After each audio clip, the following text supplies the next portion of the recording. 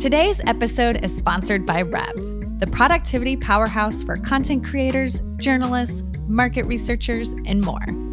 Capture audio from anywhere, get AI-powered summaries and quotes, and leave security worries behind with Rev. Whether you're on the go or in the office, Rev's got you covered.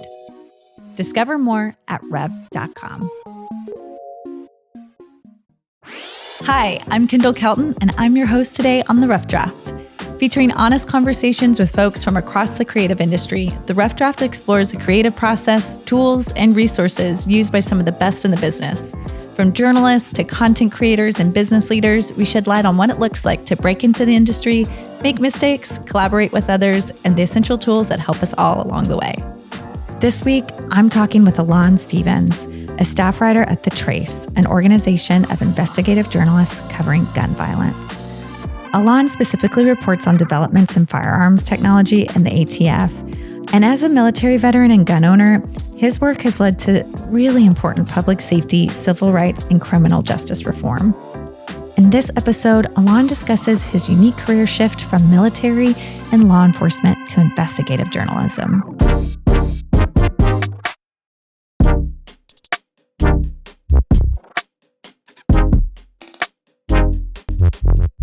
Hi, thank you so much for joining us. Thanks for having me. Yeah, I'm really pumped to be talking with you because, one, we've talked to a couple of investigative journalists so far on the podcast, but you have quite an interesting beat. Yeah, that's what I call the heavy metal beat. And before we really jump into it, I actually just want to talk about your path before you jumped into journalism. What did you do before journalism? What led you there? So I never thought I'd be a journalist. My dad was in the military. Both of my grandparents are in the military. And they were like, yeah, boy, like you were from Texas. You're going to the military. And so I ended up in the military. I started in the Coast Guard and then I got into the Air Force. And then just like so many people, I ended up being a police officer in North Texas. And so I'm this criminal justice guy. I studied criminal justice. I studied sociology. And that was the path that I was going towards and ended up moving down to Austin with the intent of becoming a federal agent. Like that was my plan. Like I always wanted to be kind of more investigations. That was something that was always passionate for me. I applied to pretty much every 3-letter agency you could ever think of. And I actually was like getting picked up by them and stuff, but the process was so long. So during that time period, I had someone listening to, podcasting and we were just listening to a podcast and they were like, yo, I think you could do this. And it was kind of like one of those things being like, yeah, whatever. And like, no, like you talk like this all the time. And I was like, what? That was also them being like, you talk a lot. Yeah, you should exactly. do this for a living. They're like, you randomly go off into these things. And I was like, man, but I was like, all right, whatever. I'm not doing anything. Yeah. And so I called up the public radio station in Austin. For some weird reason, they were just like, yo, we could use a volunteer to help book and produce and all this other stuff. I went to the public library in Austin. I got the like NPR handbook on reporting. That was my quick like week-long like I'm from law enforcement to journalist program. Yeah. I was enamored by the process of journalism and I saw the power of journalism like early on. I saw the response. I saw how people in the community would engage with journalists, how people would, feel that these stories were important when I'm working at this public radio station. And for me, as someone who didn't really have a strong journalism background, I had an investigative background. And so I would go out as this producer and have these real human interactions, could kind of see like society's problems and I could just empathize with them. And I empathized with them because these prior careers where I kind of saw perhaps like the lowest or the worst points in people's lives and really understood that it was something a little bit deeper than that. And it bothered me when I would go back to the newsroom and they were just like, all right, what's the next news of the day? Let's go. Like we got the interview. Let's move on. It's also the first Black person they hired in this radio station in like a decade, and the only Black public radio reporter in the entire state at the time, is also like, who are the types of people are in there? And they're overwhelmingly white. And so I essentially was like, how can I just do more impactful work? And more so, how can I get these editors to take me seriously when I would bring up these societal problems? I would be like, hey, we should look into the criminal justice system. We should look into juvenile incarceration. We should look into, wage theft. And they would just kind of roll their eyes, you're not really from here. You're not really from this. And it forced me to become an investigative reporter. What it caused me to do was it caused me to start going out and getting strong public records. And it caused me to just really have a strong proofing process, because I knew that the only way I could get some of these projects greenlit as being this outsider, I would walk into the pitch meeting and be the only guy to do this. And I just print out. We don't even need to print stuff out, but just as almost just like a theatrical moment, to just print out 100 pages and be like, and it's here, and throw it down and be like, it's all right here.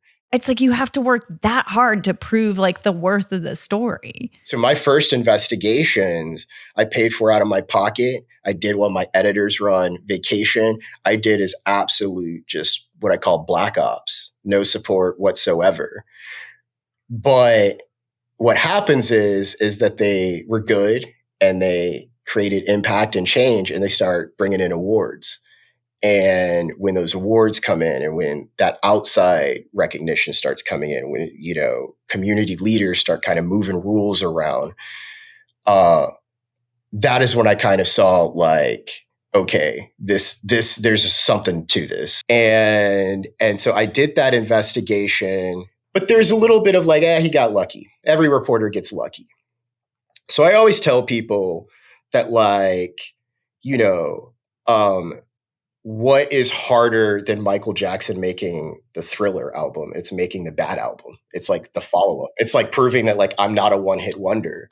And that second investigation is what sealed the deal. And I ended up doing a story about a juvenile who was arrested at 14 for essentially trying to defend his brother in a street fight down in Houston. Child of first generation migrant, ended up getting 99 years, right, on really poor paperwork. And it actually ended up being kind of the entryway for us to look at how the state for almost a decade was shuttling all sorts of juveniles off to the adult prison system using a legal loophole. But that one was one where, I was walking into prisons and my editors thought I was off sick. Right? Like, I had to take days off. I was paying for paperwork, right, out of my own paycheck. But when that one came through, everyone kind of shut the hell up. And then other entities started throwing fellowships and partnerships and stuff at me. You're with the Trace.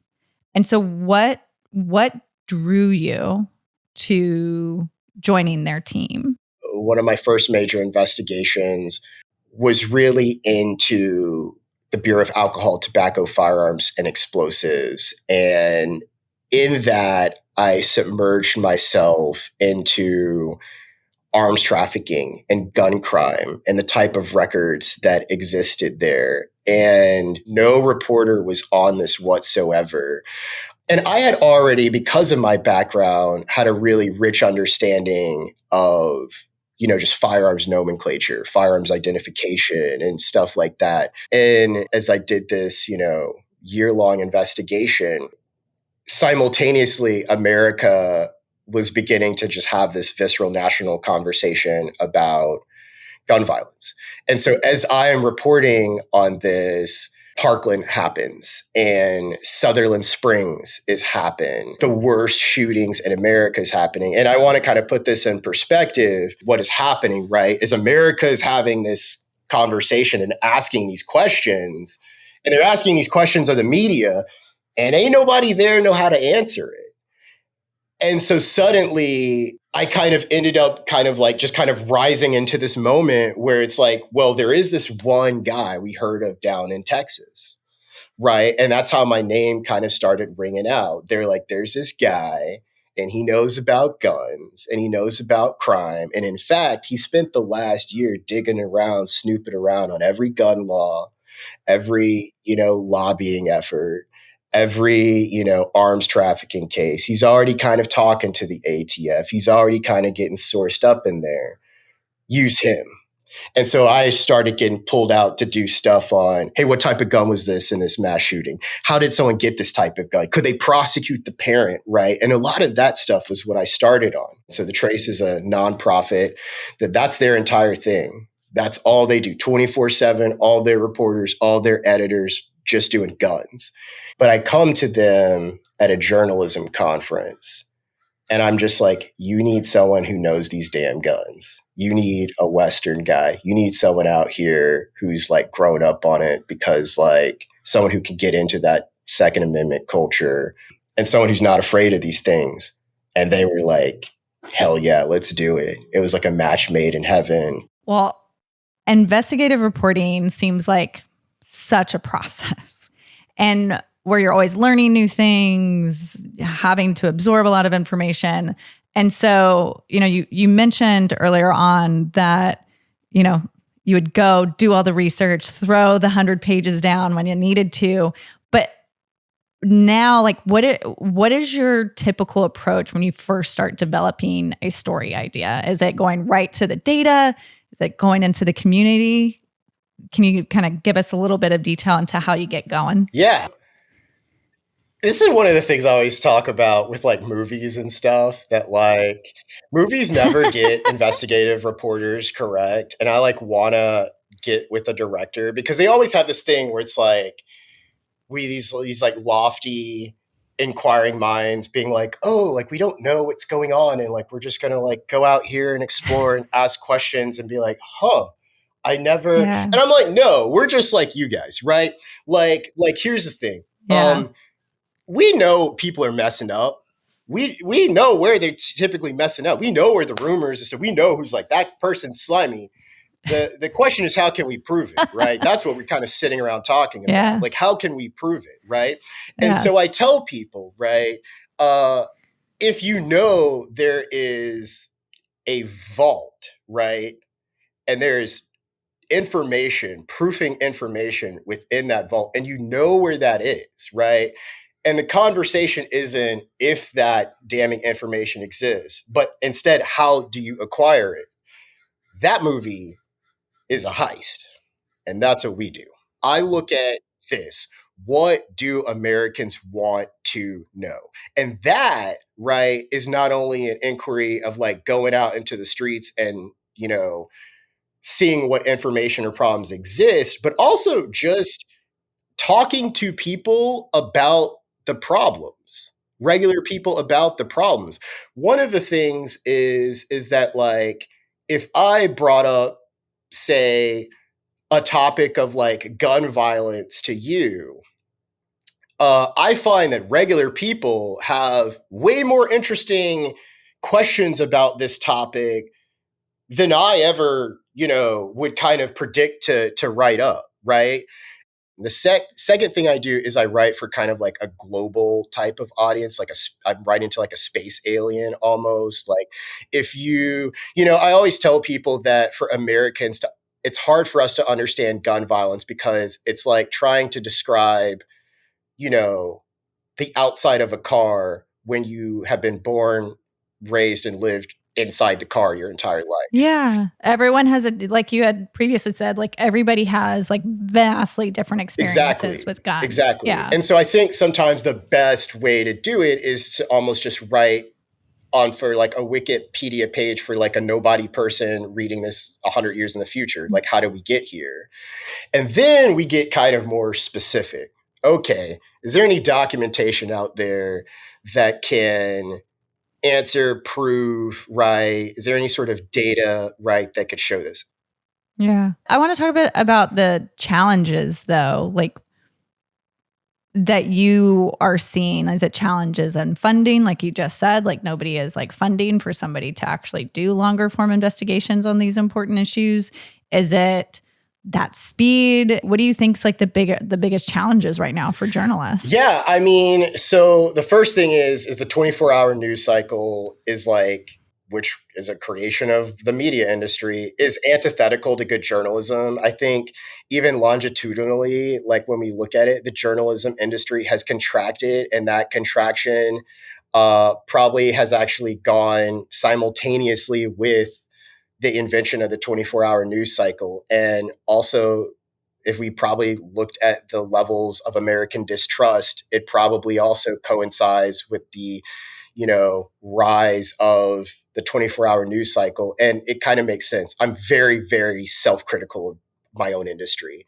I think a lot of journalists are like, oh, well, who cares if a third of the country is just like too dumb to get it? Like, no, that number's too high for me. Like, we have to start looking internally and being like, where are we making mistakes, and like, what are we doing? Part of it is systemic. Like I just told you that,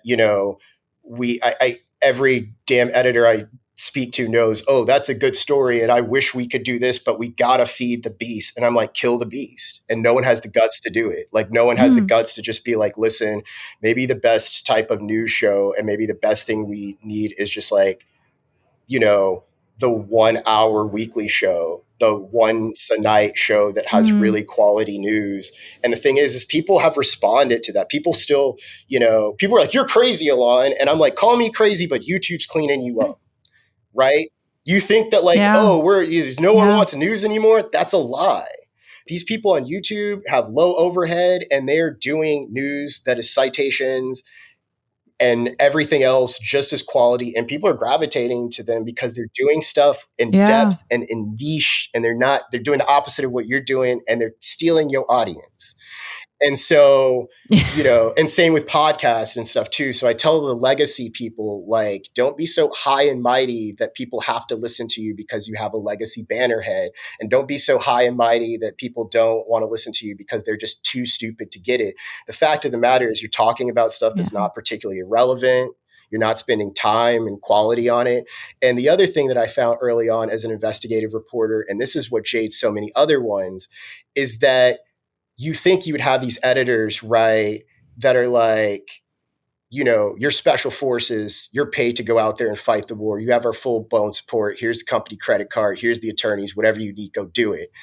And while that happens, and the best investigative reports probably in the world does happen, I also tell people that a great deal of being a successful investigative reporter is advocacy internally. I tell people that if you want to see a movie with a character that's an amazing investigative reporter, Jessica Chastain from Zero Dark 30 is probably the most quintessential reporter because she stays on it for a long time, right? On the Bin Laden, chase. But half the movie is her kind of explaining to a bunch of men why she needs to get the right resources to do her damn job. And that is so much of like what I'm doing. I tell people like, investigative reports also don't fall off trees. Like, you get what you pay for. So if you pay for, 10 or whatever, awesome, hackers and data reporters and editors, and you put together some awesome team, you're going to get good stuff. Right. Well, speaking of really impactful stories, let's dive into your collaboration with CBS and The Reveal on an investigation about police departments in the US selling their old weapons, which would in turn end up being used in crimes. How did this investigation come about? Before I was a reporter, I lived in Texas, and I told you, right, I was a police officer. So right before I went to the police academy, I needed to get a handgun for practice. And I had a person actually sell me a gun, no paper, just cash exchange, which is totally legal in Texas. And essentially I bought this Glock off of him. And I asked him, I said, hey, where did this Glock come off of? And he goes, this used to be owned by a New Jersey police department. In Texas? I'm not a journalist, but even then I kind of sat there. Yeah. Well, I guess it got refurbished and like somehow made its way down here into my hands, where I have it still to this day. But I'm looking at this thing and I'm sitting here being like, all right, I'm a good guy. But like, what if I wasn't, right? Like, this would be horrible for this police department, And that was always something in the back of my mind being like, man, I don't know if this is such a great idea. Fast forward here into um, me working as a public radio reporter. And as I told you, people started, hearing about me digging into firearms and my background. And I connected with Reveal, and I actually told them, I said, hey, you know, police sell their guns. And they're like, what? I said, yeah, they're duty weapons, like the ones they keep on their holsters, like the really nice ones, not evidence guns, but like the stuff that's in there, their stuff. They sell them all the time. And they're like, why? And I was like, to get new stuff. And I have a question. I wonder how many of these guns are ending up in crimes. We wondered if there was any way to even find that out. And lo and behold, there is. The Bureau of Alcohol, Tobacco, Firearms, and Explosives has a tracing database. Pretty much every time a gun is recovered by law enforcement in a crime scene, they write a little report up to the ATF, and the ATF essentially creates a record of the origin point of that gun. Essentially, they find out like how that gun ended up from manufacturer to the crime scene, like as best they can. And so it'll say like it went from Colt to like Joe Bob's gun shipping to Matt's gun store to point of sale to Tom. And then they'll send an investigator out and Tom will be like, I sold it to my cousin. They have this. They have thousands of guns on these records and stuff. And we're like, okay, cool. So what we'll do is we'll go to the ATF. This is cakewalk. This is easy. It's just basic documentation. We'll go to the ATF. We'll say, give us those records. And the ATF said, yeah, we used to give out those records all the time. In fact, we used to up until 2003 to an organization called the NRA. And see, I make that face because a lot of times people look at the NRA and the gun space and they're kind of like, oh, there's this like, I'm mad at the NRA because they say like maybe insensitive things or whatever after a mass shooting. I'm mad at the NRA because they hide information like this. And I was like, what? Like, and they were like, yeah, the NRA thinks that Americans are like too stupid to take this information. And they'll start, suing gun companies and pointing fingers and stuff. So all of this is top secret. And I was like, so you mean to tell me that like police weapons, though, are falling in the hands of criminals and I don't have the right to know that because like the NRA lobbied for some like obscure law? And they go, yeah. And so I was like, okay, but can you just give me the raw number? And then they just like stop responding.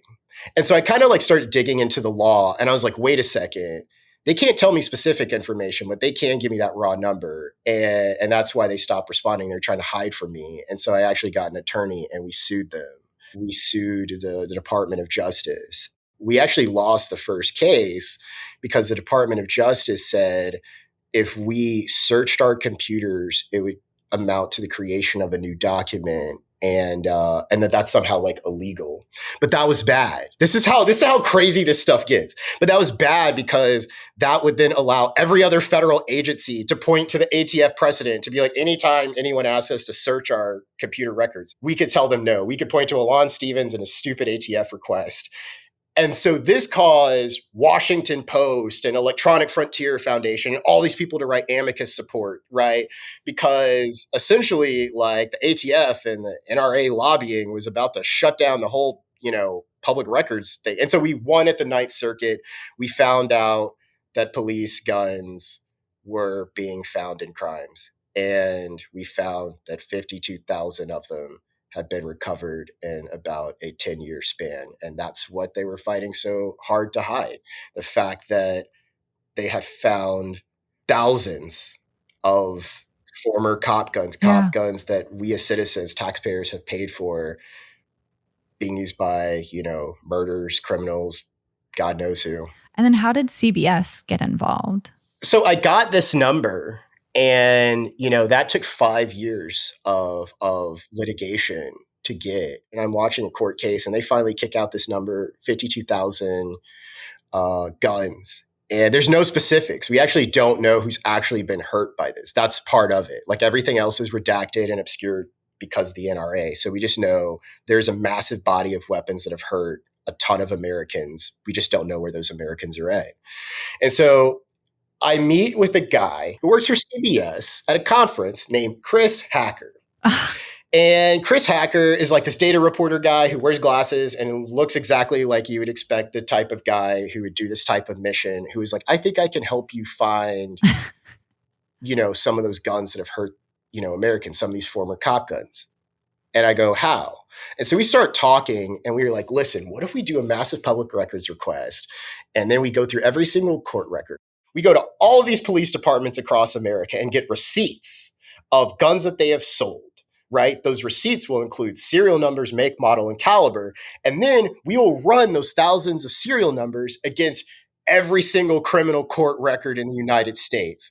And the guy built a robot to do it. Oh my gosh. Well, and there's this amazing and very and we'll link to it in the show notes. In the article, there's actually an amazing graphic of where you can see everything in the US from this public records request. And so that took us another 2 years to build this robot, comb through all this stuff. And this took me, so this is now a team that's ballooned to 10 people or something. Wow. And finally it culminates in us finding some weapons that hurt Americans. And it was wild because we actually went to this mom who, her son was killed in Indiana and the case is still open. And we told her that we just want to let you know, what the detectives, what the ATF, what no one would tell you is that the gun that was used to kill your son came from a police department way out in California. And this is something that a lot of other law enforcement entities didn't know about. This is a lot of, stuff that the public didn't know about. And so when we reported this, we've had 14, 15, 16, maybe even up to 20 stories replicating it locally. Everyone's sniffing out now, seeing if and that's another thing I like to do. I love to drop the data out to let people in their local communities see, right? Because I'm a national reporter, but there's something even more specific about taking it to the local reporters and saying, hey, check your guys too. Ask the same questions. And this has caused police departments to stop the practice. This has caused a couple of, I know for a fact, one particularly large state has contacted me on background and are getting rid of this practice. I think that as you said, the real world impact of stories like this, of policy change, and I think the hope is societal change, right? Trying to help influence that when you can. Well, I say it like this because, as a journalist, we can't advocate for anything, right? I don't advocate for any sort of gun policy, but what I do advocate is for transparency. And what I tell people is that a lot of these police weapon sales happen in secret. They didn't happen with community consent, right? And so more so, I raised it as this question. I'm not going to change your mind on what you think about whether it's moral for police to sell guns or not. The thing that I say is it should be a decision, however, that is made by the community for the police, not by the police for the community. And even more so, the more scary thing that I kind of have told police departments is this: you guys are playing with fire, because it took me 7 years to track down this gun. Don't make it take another 7 before the next major American mass shooting is linked to your police department. And that's what I also kind of tell people for all journalists out here. There's something to be said just about our existence, right? I've had tons of people who have worked in capitals and stuff like that and, say that just you snooping around, even if it didn't materialize in a story, has scared us into being right, to doing right. And that's something that other nations don't have. If you talk to other nations who have weak state support structures, right? They're what happens to suss out corruptions? And they're well, we have journalism. There's a reason why when you look at other countries, right, they kill journalists too when things are wrong. That's one of the first things they kill, because they do keep people honest. And so even when you're not reporting, you're kind of reporting. Wow. That was a beautiful articulation of why what you and others do are so important. So I want to thank you for that and also for joining us today. Alain, can you please tell our listeners where they can find you, follow your work? Excellent. Yeah, you could find my reporting at thetrace.org. And also you can listen to my podcast, The Gun Machine, on wherever you get your podcasts. Which is amazing. I listened to it. It is. I did not know I was going to take such a deep 18th, 19th century history lesson in those episodes. It was great. It was very fascinating. And I'm on social, on X, on Insta at Alain Stephens, Stephens. We will link to some of the stories that we mentioned, also the podcast, The Gun Machine, and then link to where people can connect with you. So thank you again for joining us. It's been awesome. Thank you. Well, that's it for today's episode of The Rough Draft. To learn more about our guest and to find links and resources related to the conversation, check out rev.com/podcast. If you enjoyed today's conversation, be sure to rate and subscribe in order to stay up to date with the latest episodes. Thank you for listening, and we look forward to seeing you again on the next episode of The Rough Draft.